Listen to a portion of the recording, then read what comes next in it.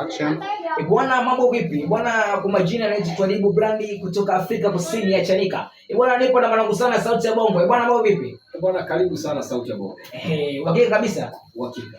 Bwana, mimi hapa niko na swali moja hivi hapo. Hivi kuna uchawi gani ambao unatumika kukuza biashara zetu? Sababu watu huwa wanajiuliza sana, hivi kwa nini mtu fulani kafanikiwa? Kwa nini niko mafanikio yake hapo juu kuliko mimi Twalibu Brandi? Unaona? Naomba unielezee kuna uchawi gani hata mimi nikatumie ili nifanikiwe. Nataka kufanikiwa. Ndio.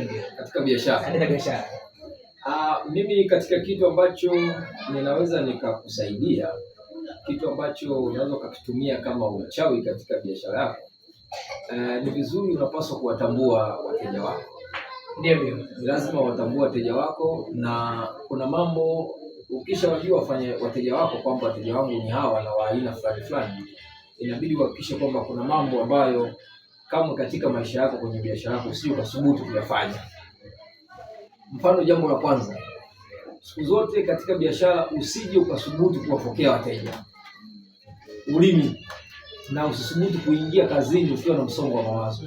Sasa ukishatoa stress zako nyumbani, ukaja kwenye biashara yako, ukaanza kuwapokea wateja, hicho ndio kitakuwa kitazi cha kwanza cha kunyonga biashara yako, kwa sababu mteja apokewe.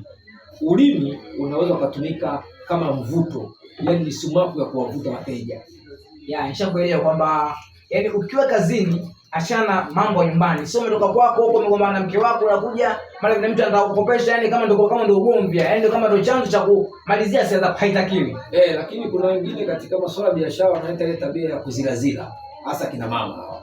Wanapenda kuzila. Yani mteja anaweza akaja dukani kwako akauliza bei za vitu. Anaweza akauliza hata vitu vyote ambavyo viko dukani na asinunue akaondoka. Ukimwambia kwa mfano hichi kitu mimi nauza shilingi 5,000, atatoka ataenda kwenye duka jingine. Akishafika kule atakuta kile kitu kinauzwa bei kubwa kuliko ile ambayo unahitajia wewe. Sasa akishaona kule anapigwa na wewe umuuzia ni nzuri, anarudi dukani kwako. Sasa akisharudi wewe unazila, unamwambia mimi sikuuzii. Wewe kwa sababu unahitaji fedha yake na wewe mteja yule unamhitaji, wewe muuzie tu. Bwana, kuzila maana yake ni kususa, au sio? Sahihi, kususa. Ni kususa. Yaani wewe umekaa pale unasubiri nia yake, alafu kaenda kakosa karudi unakataa kumuuzia. Sahihi. Tuacheni kususa. Faida moja. Tuendelee. Jambo jingine ni kwamba wewe unapaswa uwaelewe wateja wako wanahitaji nini kwenye huduma yako. Wanahitaji quantity au quality. Kwa sababu tunapozungumzia quantity ni ujazo na quality ni ubora. Sasa wewe unaweza kujikuta kwamba wateja wako wao wanahitaji ujazo, lakini wewe unajikita katika kuongeza ubora. Mfano, unapokuwa kama ni mama ntilie, wateja wao wanachokitaka, wanataka chakula kijae kwenye sahani, sio ubora kile chakula. Sasa ukishaona kwamba wateja wako wao wanataka lumbesa ya chakula, unapoenda kununua mchele, nunua mchele wa bei nafuu, nunua nyanya masala, nunua vitu chip wapikie, kwa sababu watu mara nyingi wenye pato duni huwa wanaangaliaga ujazo, waangalie nini au angalie ubora. Kwa hiyo ukajikuta kwamba mteja yeye, wateja wako katika eneo ambalo unafanya biashara, wao wanapenda sana quantity, lakini wewe unajikita katika kuboresha quality. Hapo lazima upishane na ghala mshahara.